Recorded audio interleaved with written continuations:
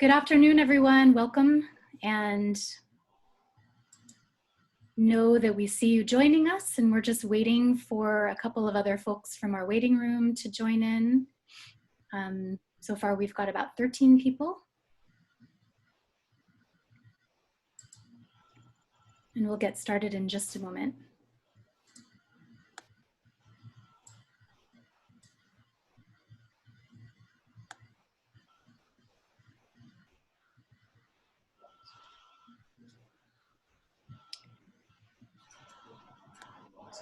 All right, well, thank you very, very much for joining the Mid-Atlantic Teaching Artists Virtual Retreat today. We're in our second week. My name is Susan Auchen, and I work at the National Assembly of State Arts Agencies. The session today will be recorded and later shared, so please do turn off your video if you don't wish to be recorded. Today's workshop is called Applying Indigenous African Principles in the Classroom, Decolonizing the Classroom, and will be led by Olu Butterfly Woods. Now I'm going to turn things over to our producer, Carol Kelly, for a brief review of some technical housekeeping items. Hello, everyone. My name is Carol Kelly. As mentioned, I'm the producer for today's session. I'm here to review just a few things to familiarize you with the tools you'll need to use for this Zoom meeting. I would imagine most of you have been using Zoom these past months. Let's start with this screen. This allows you to change views. If you would like to view your interpreter, you can find Laura, our interpreter today, and then look for the three dots at the top right of her picture and select Pin Video. You will only then see the interpreter in this view. You can also select Gallery View, which is at the top right of your screen, to see both interpreter and presenter. Otherwise, you can stay in active speaker view. Next screen. Thank you. Troubleshooting. If you get disconnected, please rejoin using the same Zoom login that you initially joined. Today's sessions are being recorded, as earlier mentioned. If you do have technical issues and need to reach me, you can reach me on my cell number, which is shown on the screen. You can jot that number down if you'd like to. I'd be happy to help you. Next screen. Okay, in this session today, we'll be using the chat box. The chat box is found on the toolbar at the bottom of your screen. You can click on the word chat, it will pop out. You can then move it to one side of your screen. It's good to have this up if you're able, so you're able to access, easily. Next is the participant box to the left of the chat box on the same toolbar at the bottom of your screen. Again, click on the word participants to pop it out. This box is movable wherever you'd like to move it on your screen. This box allows you to see everyone that is dialed in today. We will be reviewing the icons at the bottom of this particular box shortly. Next screen. Changing your name. Here's where you can change your name if you wish. This is also the place you can add your pronouns if you choose to. So hover over your name, click More, and choose Rename to change your screen name displayed to other participants. You can go, we'll give it a minute if you would like to give it a try.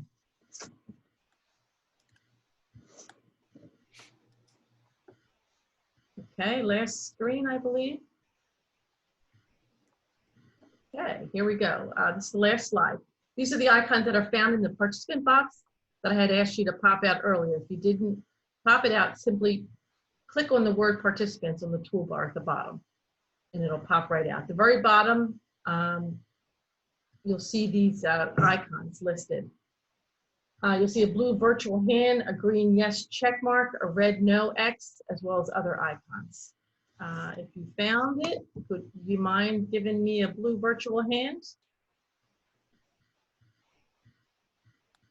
Anyone find the blue? There we go. And they're popping up now. Terrific. All right, again, it's found at the bottom of your participant box. There's a little icon, scroll way to the bottom, and you'll find them. Looks like most of you have found them. So I'll go ahead and clear them. And I think this is all I need to cover before we get started. So I'm happy to turn it back over to Susan. Thank you so much, Carol. I appreciate that.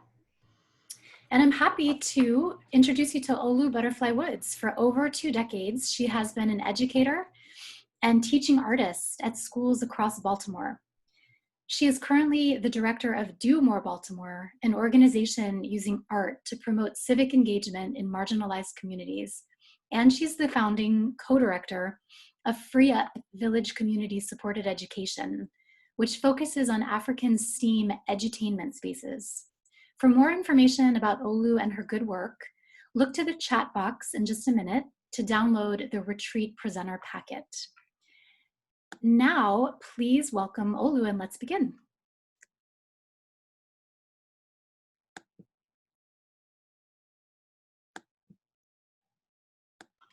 I had it on mute. My brain contorts, working torques on synapse forks. My breath exhorts, tongue flips south to north, bringing forth new births, creating new turfs of earth to rectify the dearth of worthwhile words. My name is Olu Butterfly, and I'm so honored to be here with you all. If this was not COVID times, I would have loved to actually dance with you and sing with you in person, but we're gonna do a couple things to try to make this interactive if we can. The pictures that you see before me, that is me on the back. I was born in Nigeria, but to a mother who's from the Bronx. So I bring to you the diaspora. I also had an organization that would bridge Baltimore City, where I live, and Ghana. We would take young people from here and bring them over to the continent to see them activated and affirmed. So that's some of the qualifications that bring me here to you today.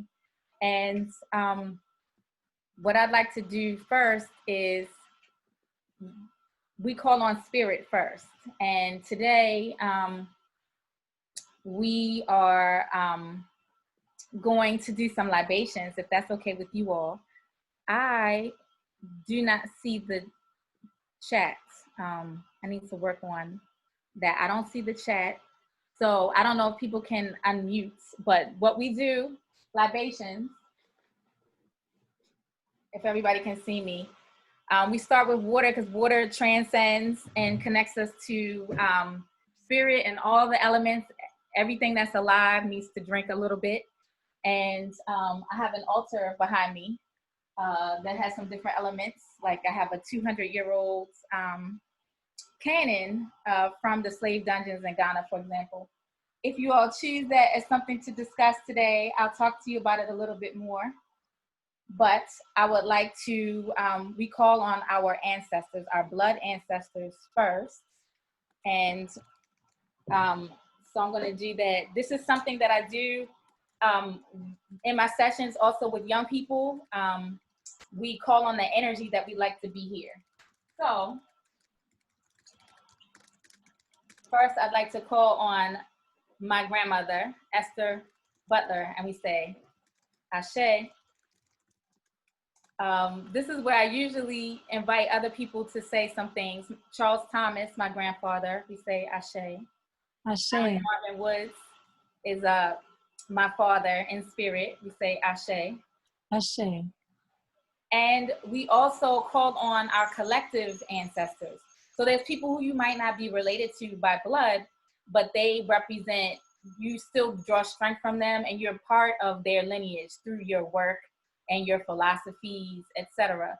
So in that spirit, I'd like to call on Harriet Tubman. I say Ashe. Ashe. Ashe. Ashe. Robert Nesta Marley, we say Ashe. Ashe. Ashe. Ashe is like, so be it, raise it up, all right? And we also call on those unnamed, in particular, because of what happened with my family. There's so many ancestors whose names I do not know. So we honor them, we say Ashe. Ashe. We honor the indigenous people who have kept the land for many thousands of years before we arrived here, we say Ashe. Ashe. And all the creepy crawlers and the flights and the plants and all the things that allow us to exist. We say Ashe, Ashe, Ashe. Ashe. Thank you all for that, for sharing with me in that. And so today, obviously, you know, I'm not going to pretend that we're going to be able to talk about everything ever within an hour. I don't want to even dishonor the information as if we could do that. But we are going to explore, a couple of different things, especially we're going to take a poll shortly to see what you all want to talk about. So, but if you don't get anything else from today, I'd love for you to get relationships.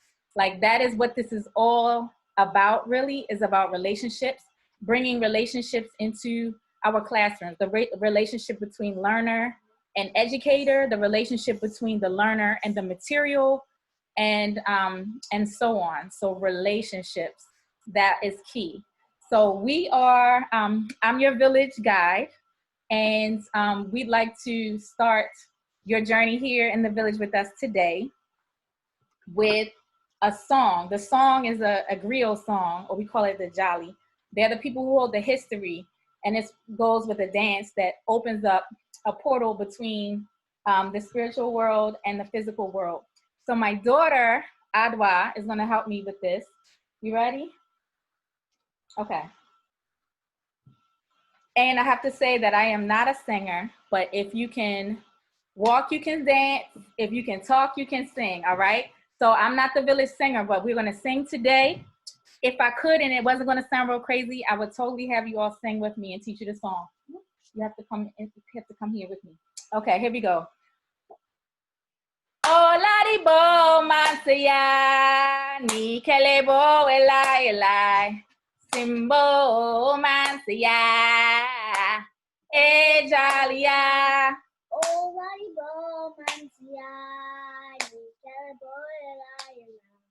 Simbo mansaya, ejalia. Olari bo mansaya, ni kelebo elai. Simbo mansaya, ejalia. Thank you all. So right now we have a poll to see what we're going to talk about today. So we have several different elements, and this is just one way to look at it. This is me collecting what I have learned and experienced over time. So I would love for you all to pick one of those topics to explore. Communal living, if you want to look at new ways to tie the classroom together and build on agreement as a form of accountability and learning. Elder ancestor reverence, that continuum between learner and educator, fluidity between physical and spiritual, harmony with nature, and rites of passage, which calls on our young people to go through a process, which education is, to transform, and ways to kind of lean on them a little bit more in that process. So whenever, please do vote. And then I'm gonna wait for somebody to tell me the answer, to tell me where we're gonna go with this talk.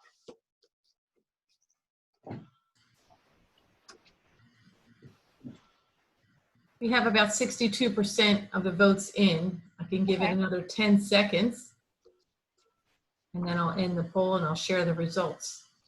Because I have way too much to talk about. We could spend a week together, but we only have a little tiny bit of time. So we're gonna do one thing of your choice. And then I'm also gonna talk about specifically art, of course, because that's part of why we're here today, to talk about arts integration and the arts. Okay, I'm gonna end the poll. We have about 75% in. Okay, thank you. And then I'll share the results. You should be able to see them on your screen. Harmony with nature. I love you guys. Okay. Thank you. So I have it in alphabetical order, so I'm going to find this slide.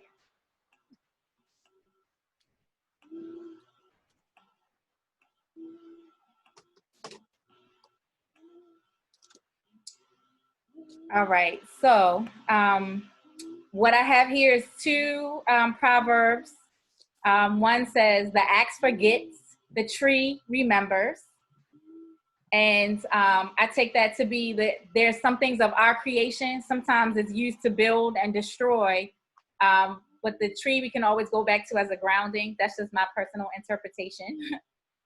There's several things you can get from that. And the second proverb says, wisdom is like the baobab tree.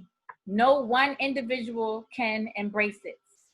And for me, that means that nature is sort of like the plan, and you can always lean into it, lean on it, and as a way, you know, to do whatever it is that you need to do. The wisdom of that entity allows you to be fuller than just yourself. So, harmony with nature. I have here a picture of the Orisha.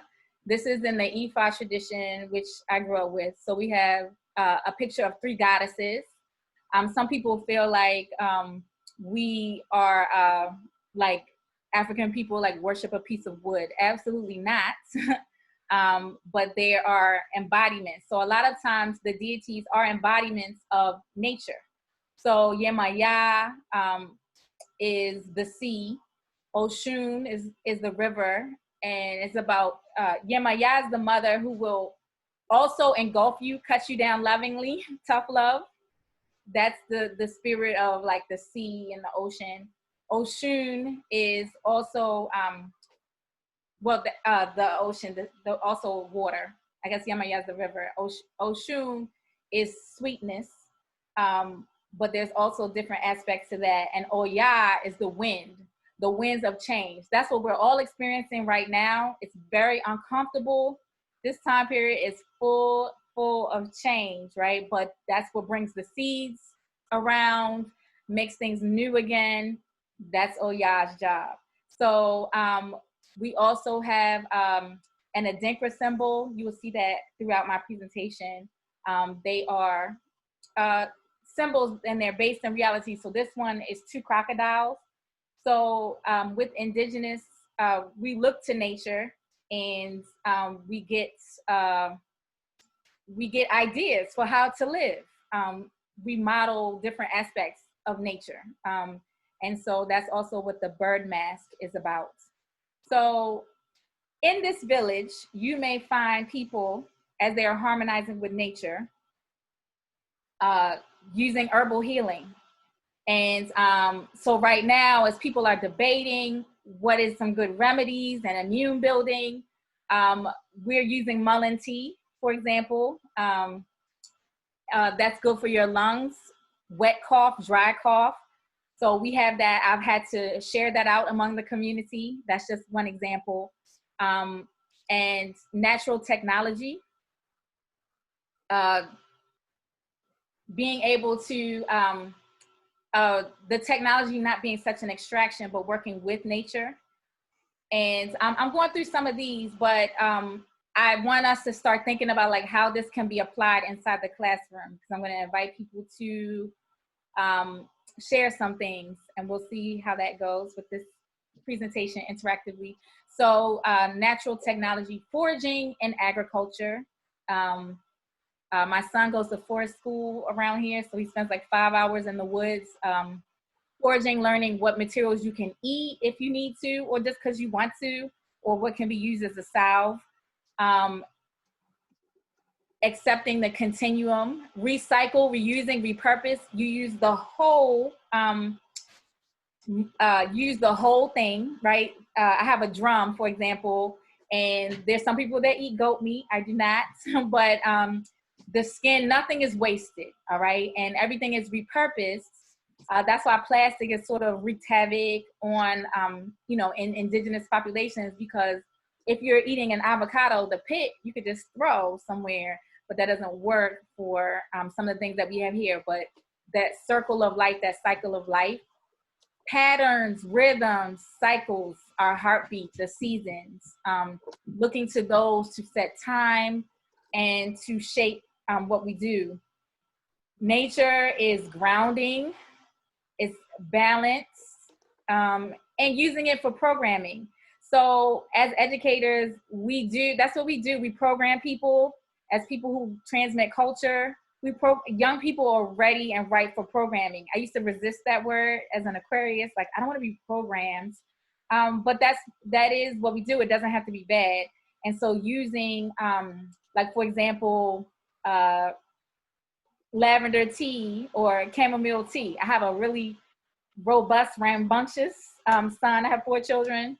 So we might take that in the evening. And that replaces me saying, hey, settle down, be quiet. I can use this tea, right? So nature is all providing. Like, what is there that you can't get from it? Even if we have not discovered all the purposes of a particular plant, you can often use the bark for one thing, the stem for another, the leaf in this season for this thing, the fruit. It's just so beautiful. Plants, I feel like plants can do absolutely everything. If I had a religion, it would be like plants. If somebody's saying they have an issue, I'm like, what plant can we use? Biomimicry. As we look to new social systems or organizing, a lot of times you can find something in old social systems. So biomimicry is, how we use nature to dive into new solutions. There's a lot of reverence in this system for like the lion, for example, who is like the king of the jungle. But of course, those like top feeders, they end up vulnerable to extinction. What are some other things that we can model ourselves after, right? Animal totems. So there is animals that you may relate to, that particular groups relate to. So in this village, my middle name is Butterfly. I've always related to the butterfly, both for transformation, not standing still, and some more things, right? So what is your animal totem? Deities are forces of nature, applying elements to titles or interactions. So bringing that balance. In the Dagara culture, for example, they have a council of elders, but you don't just stop there. You have an elder that represents fire, an elder that represents water, and minerals. So you have your different elements within the titles to bring that balance. Healers this is what I admire, who can talk directly to nature and get the information that way. It's a kind of studying, a kind of science. So George Washington Carver, which many people are familiar with, this is a gift that he said that he had. He would talk to the plants, and that's how he got a lot of his ideas and information. They don't put that in a lot of biographies. Eliminating obsessions with categories, that idea that things need to be binary, and that they can exist on a continuum, or through the binary, you can create multiple systems that are rich. And so that's modeling tandem binary versus either or thinking. So these are some of the ideas that we have, right? That's how you can see it in the village. So how do we bring this into the classroom? I have some ideas and examples here, but I really wanted to see if I could hear from you all, either something familiar that maybe you already do, or if you have like an idea of like, hey, I could do this. So I don't know if we have a way to either, if somebody could help me read from the chats, or if we can unmute people who raise their hand, perhaps. If anybody has any thoughts. And if not, I can keep talking, but I'd love to hear from you all. How about if folks want to talk? This is Susan. If folks want to talk, go ahead and raise your hand using the blue hand raise button. I'll see you in the participant list, and then Olu, I can share with you, we can unmute people one at a time. And if you're having a hard time finding the raise hand button, then feel free to chat your question and I'll keep my eye there as well. Okay. That would just make me feel good. Trust me, I can talk. I can keep talking. So I guess I'll talk until I'm interrupted, I guess. So these ideas and examples are some things that I kind of pulled out. The herbal programming that I was talking about, aromatherapy, I had to do a classroom of kindergartners, for example. And so even the smells that they walk into as a way to set an environment. And then, of course, recycling and reusing, modeling that. How can we do that? How can we involve that in our practice? in our classroom, do we have the presence of the various elements in nature represented? Do we have living plants? Do we have water? Do we have, it can be a very tactile experience, depending on what age group you're working with. I find people really love to dig their hands in soil. It can be very calming, like mental health, even a grounding to do that, to just like even touch soil. There's just so much tactile elements with nature, bringing that into our classroom. And I see it as the ultimate life lessons of seeing a seed grow to maturity. I feel like that alone, like as many times as our young people can experience that, because it's such a rich reference, where they, that idea where you have to kind of have faith, you have this seed, it doesn't really look like what it's gonna look like at all. They plant it, and then next thing you know, it has to go struggle through that darkness to come out, and then you have this little baby shoot. And then somehow it grows into something really full and mature, whether it's something you can eat, just look at, or breathe in. I think that is such a reference for life. And I think it can be applied everywhere. So inviting our young people to that experience. Food, looking at food holistically, that's the harmony piece. Food is a way to get the energy of the sun into our bodies. That's what I tell even my children who want to bring like sugar from the corner store into our lives, and things like that. Like, this is not really what food is for. It's for getting that. Some food has more energy from the sun than others. So looking at that holistically. Being barefoot more often. I think people around here really freak out about being barefoot. I dance, and I've danced outside a whole lot and without shoes. So as long as it's not like on hot concrete and blistery, there's so much information that you get from being barefoot. So it's actually a whole set of senses and intelligence and information that comes through there, and it's very grounding. And I feel like, especially our young people, that, they might kind of grow into a level of discomfort with being barefoot, but I feel like people definitely benefit from that. And I put that there, the neem tea and the mullein tea. Neem is another miracle plant. And, but a lot of times what you need tends to grow right where you are. Dandelions, for example, we look at them as roots, as weeds, but they have so many properties, especially the leaves, as a diuretic, a cleanser. So when you look around you, like the ailments that you have, or a particular place might be experiencing, what you need tends to grow right around you, which I think is so just beautiful and miraculous.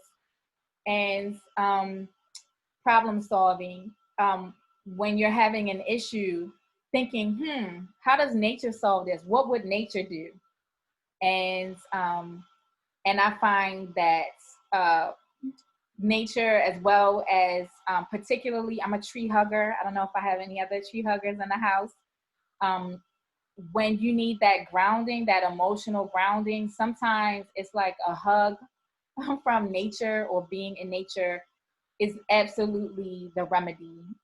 It's extremely grounding. So I don't know if I had any other comments or questions.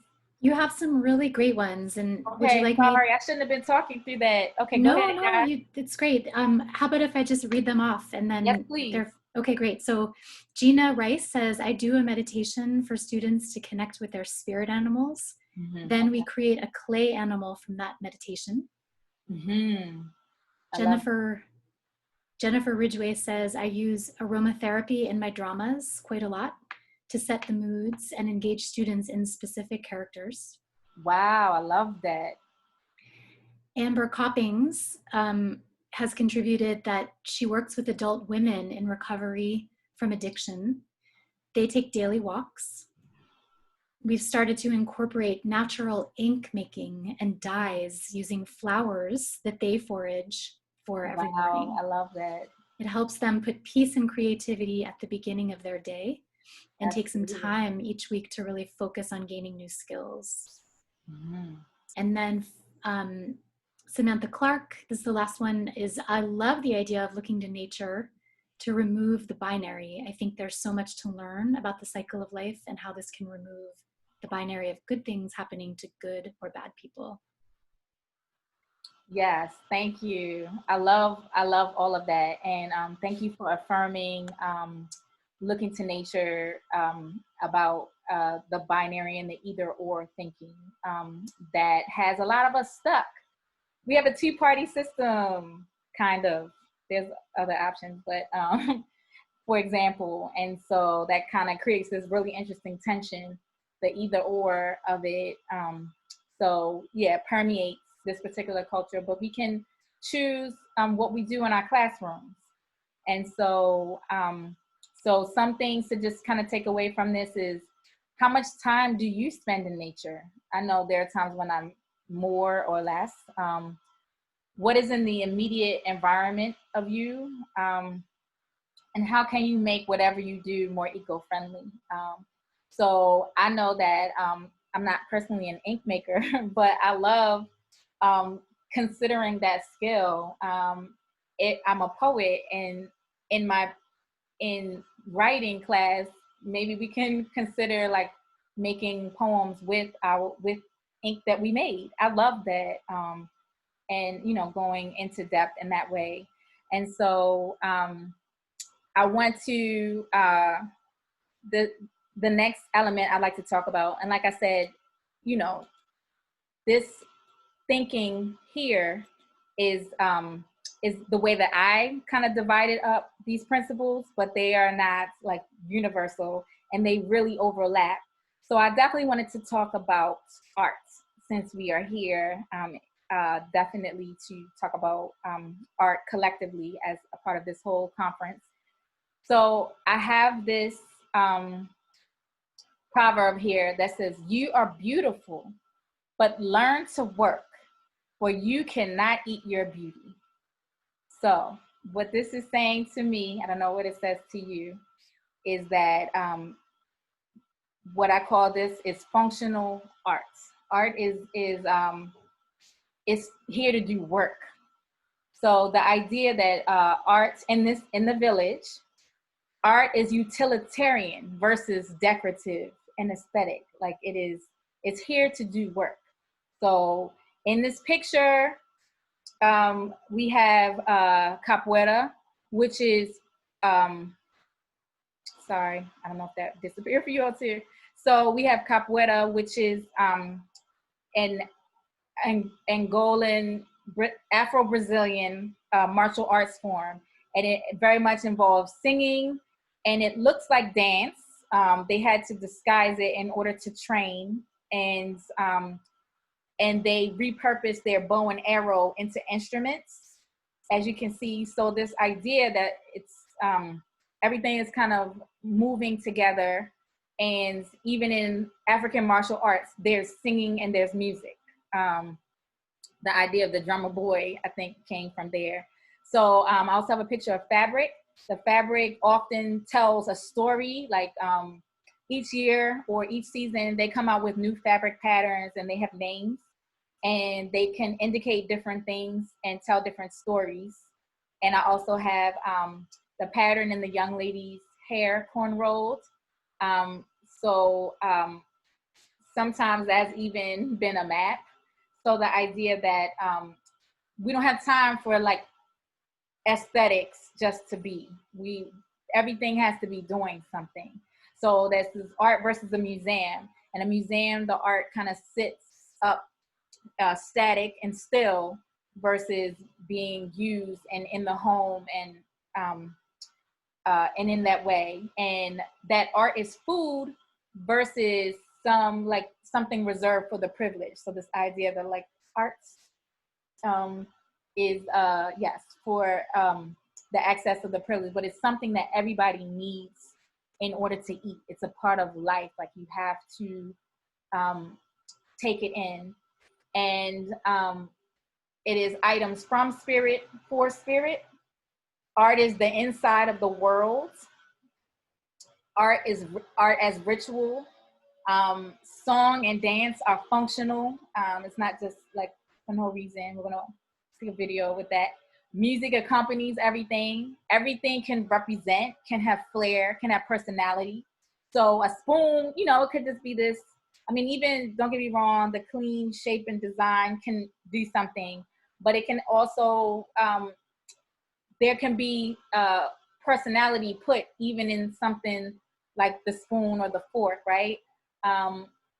So just everything can be infused with spirit and personality. And everything is multidisciplinary. So it's not this, that there goes that continuous, not necessarily binary thinking, that these things come together. And so I wanted to show a couple of different examples of this. So on the left is in a comb, which is actually spiritual healing. Oh, I need to get this together. Is it gonna let me do this? So the comb is a ritual where people come together, and as you can see, the drumming and the dancing, partly what's happening here is people are, it's actually a healing for the community. And a lot of times messages may be channeled, but the drums themselves, I want to say that's that harmony with nature. The drums themselves evoke different resonance and patterns that affect the body. And so we can see here what's going, a little bit of what's going on from afar.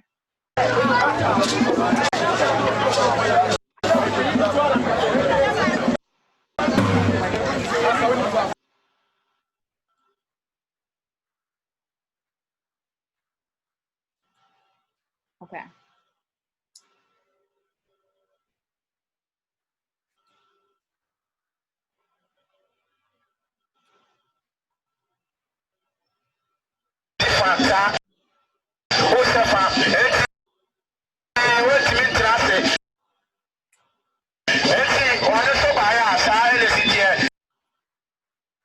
Sorry, everybody.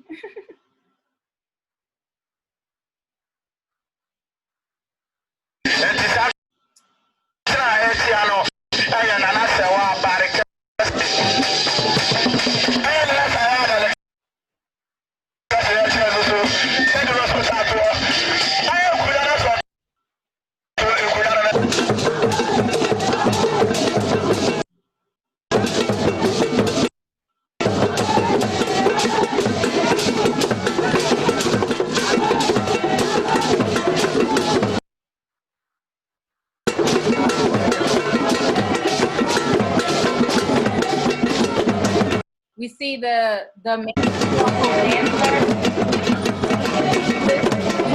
and they have their to this position. They channel different messages or spirits, and those may talk their clothes.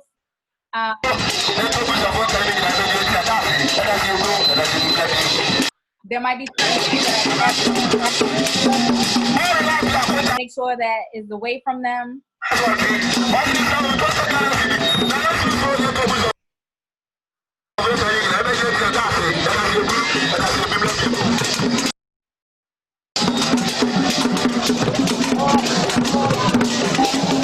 Of the moment. Copy. I'm gonna go to my next. Let's see if we can do this one.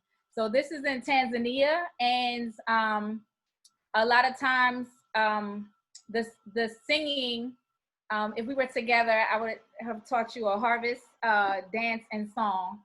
And so a lot of times when there's a big labor to be performed, the singing is what keeps everybody together. So the idea of singing in the farm is probably not foreign but they also may do it with fishing, so keeping everybody in the rowing, in the proper, powerful rowing cadence, as well as building a house. So having to transport heavy things. It might be very intense for a short period of time, and then they switch out, and then other people come and replace them. And the person that keeps the timing is the musician. So, oh man. Every time I'm clicking it, it's going away. Let's see if I hover.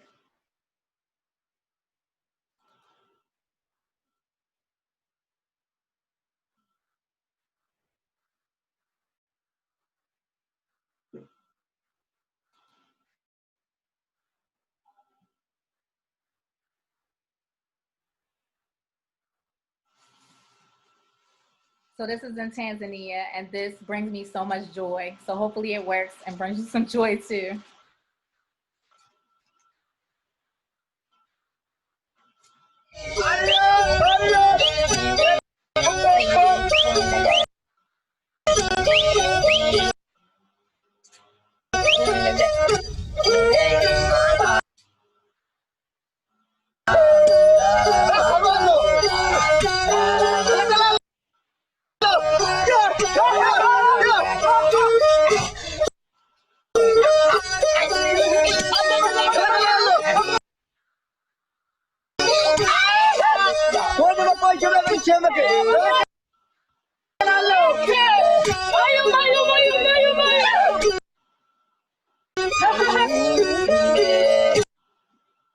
This works so much better in our text version.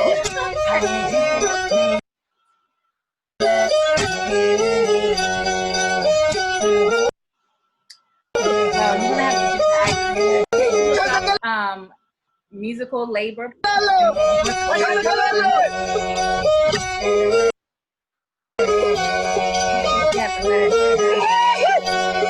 don't know what's going on, but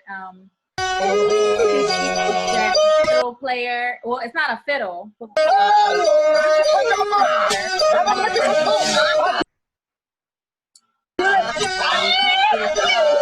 working really hard to help them work really hard. To do this. Some ideas and example about applied art, especially because I need you all to join me. Like every few years, they decide that art is the core subject. And I'm like, I thought it already was the core subject. And it's like art always has to continuously justify its existence and investment.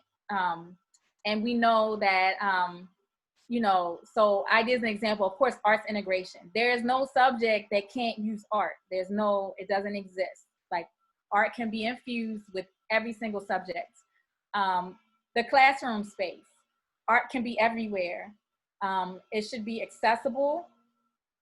It can invoke more creativity in all the elements.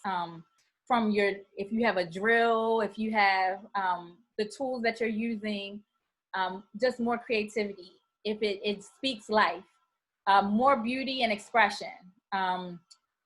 Art is critical for mental health, to keep us grounded, to keep us healthy, to calm our anxiety, to help us to transcend, and just be mentally healthy. Cultural identity, art is meant to include us, affirm us. Critical thinking, it's a kind of thinking, it's a kind of processing, and brings personal continuity. And so I'm saying that because art is not decoration on the side, it is literally can be infused everywhere.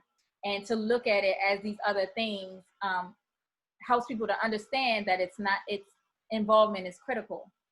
And so some of my imaginings and questions are, how does your art practice reflect relationships? And how does your classroom practice express your passionate relationship with art in your greater life? So, we all talk about like what happens in a world without art. Are you bringing those things that you love and are passionate about into your classroom, into your interaction with young people, or even in even in the meetings that you have about what you're doing.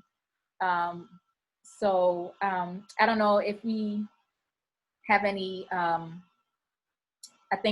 don't know if there's somebody that can assist. I don't know if anybody has any comments on this. I want to show one other video. Does anybody have any? Is there anybody to read the chat?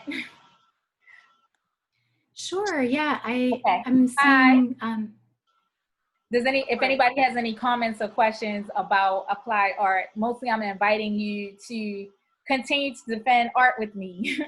And that art is not this decorative thing that's nice and cute, that it is key to a whole human being, and it's food. So yes, did you have something you want to say? feel free to unmute yourself if you do and chime right in.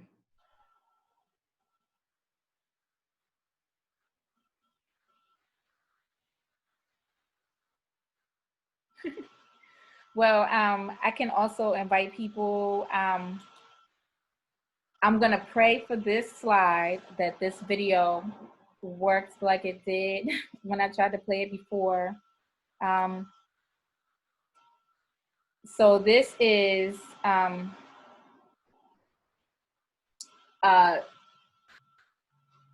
this is about decolonizing curriculum, and I'd like to share this. It's from the Dene Nation, and I'm hoping that this works for us today.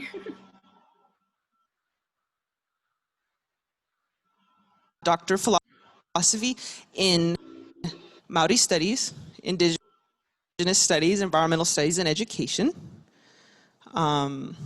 There's no equivalent to this in Turtle Island. I call the United States Turtle Island. It's a cool thing that people are doing. You should try it. It's nice. Because America is after Amerigo Vespucci, who was a pirate looking for slaves and gold. You know, okay, so these are tribal universities, right? But they're not the same because they're still funded by the very same government who tried to wipe us from the face of the earth. So we're still pandering to their standards and not really allowed to be who and what we are in these universities. I want to take it a step further, and we're working on this right now, where we indigenize both the curriculum and the instructional methods. So in other words, can we learn through ceremony? Can we learn through outdoor experience? Can we learn through community service? Can we learn through experience itself? Not reading about it, but doing it. Can we learn through projects and learn as a community? Also indigenize how we evaluate student success. Allow students to present their research findings through dance, through song, through film, through ceremony, through art, through architecture, through food production, and confirm and affirm that these forms of presentations of information are valid and true. Community elders define success and learning objectives instead of colonial institutions. So there's one school, it's a K through 5th grade school in New Mexico, where I'm from. And they did a survey of all the elders in the community, and they said, what is a successful human being? And the elders told them in their own language. And so all of their teaching is teaching to those objectives of creating a successful human as defined by the elders. Thank you. So one reason I really want to do this is to give our youth direction and purpose. As you can see, these are 3 different headlines of 3 different Native reservations who have declared a state of emergency because their youth are committing suicide at such a high rate. And I think if we had these universities, our youth would be excited because they would have a program that they're working on. They would have a master's degree that they're working towards, or maybe even a high school level type thing. And maybe their certificate or their degree isn't a piece of paper that said, congratulations, you graduated from this university. Maybe the degree is something more traditional, like this red belt.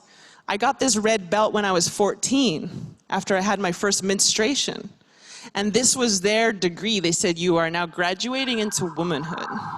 So we can rethink everything and give these children a place to learn where they're actually going to succeed and do well. Because they don't do well in the Western institutions because A, they're speaking English, which is not our first language, and B, we're talking about Columbus all the time, and we don't want to hear that. So, thank you.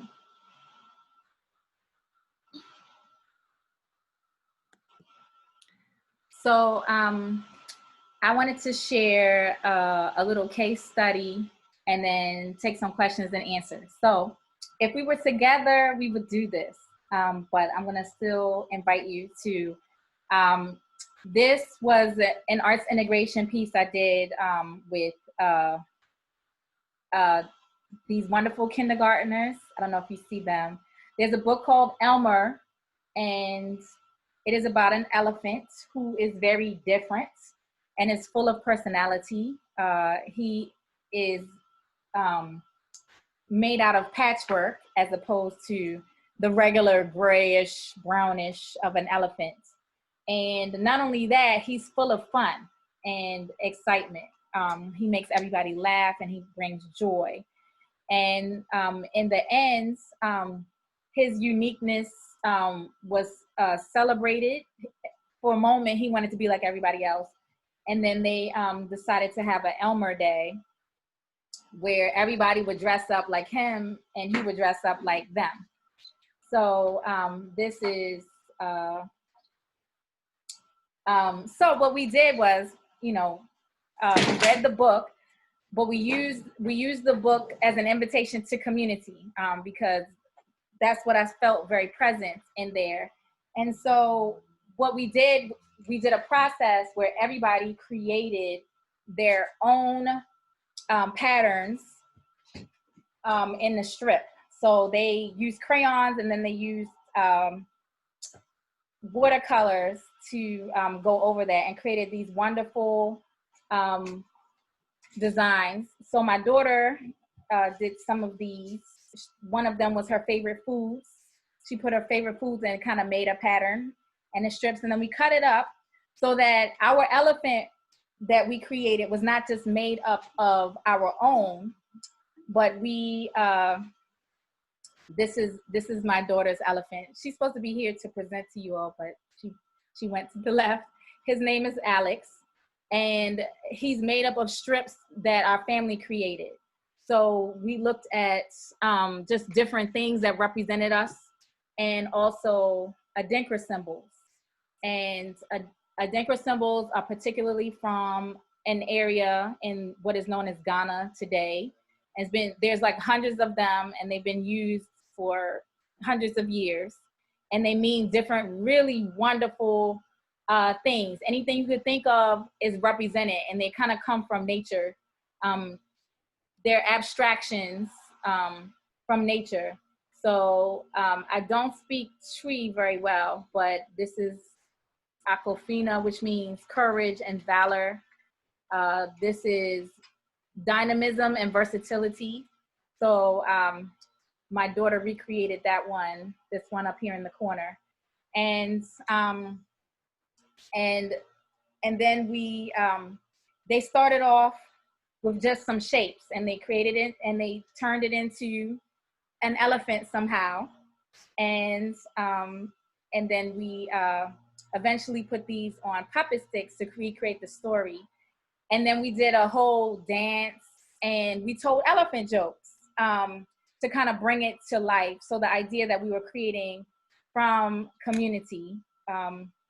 So if we were together, my time is kind of coming to a close. I wanted to invite people to create kind of a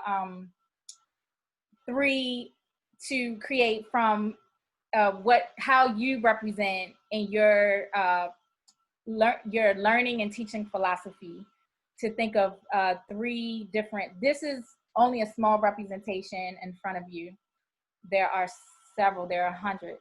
And we got to go to the village in Tonso, where they make a black dye, and they create the stencils, the stamps out of calabash, and they put it on the fabric.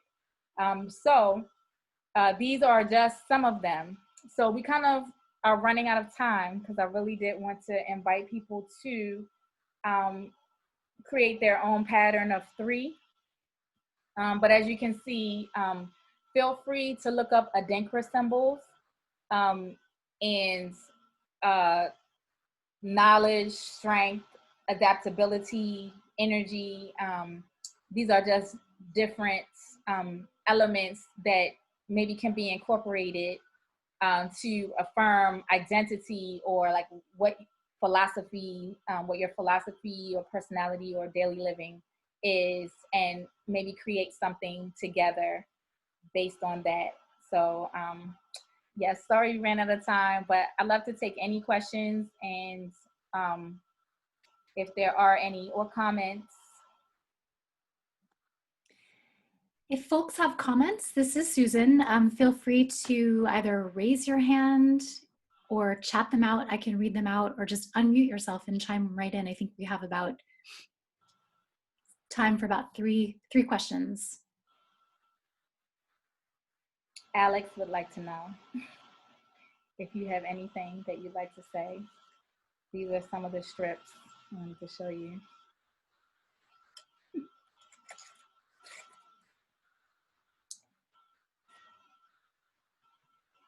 Anybody want to chime in with a question or comment for Olu? It makes me feel less lonely. I can't wait till we can all be together again. Okay, so Amber's saying she's definitely going to go through the Adinkra symbols and create a pattern, and she loves your Elmer activity. Thank you, Amber. And you're getting some good thanks. Thank you. Thank you all for spending your hour with me. Thank you so much for sharing. This was incredible and amazing and beautiful. Thank you. Thank you. All right. Well, thank you all so much for attending today's session. And before we do end and all dial off, we'd like to take a minute to hear from you all about how this workshop resonated with you. So Carol is going to post just a quick exit poll, if you wouldn't mind taking just a minute to answer 3 quick questions. So Carol, feel free. Thank you so much. Also want to let you know that recordings of this workshop and all of our workshops will be available on NASA's YouTube page within the week. So we will be able to share that with you really soon. Please have a look at our Facebook group. I'm going to chat you the link, and join us there to share your reflections about today's workshop. Also want to remind you that every Friday of the retreat, we're going to send you a weekly survey to let us know how we're doing, what you think, so keep your eye on the inbox. And lastly, just to remind that the 2020 Mid-Atlantic Teaching Artists Virtual Retreat is a co-sponsored project of the Mid-Atlantic State Arts Agencies in partnership with the National Endowment for the Arts and the National Assembly of State Arts Agencies. We're so grateful for the generous support of all of these collaborators, and so grateful for your participation today. Olu, thank you so much for a wonderful presentation. And with that, I wish everyone a great afternoon. Bye-bye. You can follow me at Olu Butterfly on Instagram. Thank you. Stay in touch. Thank you.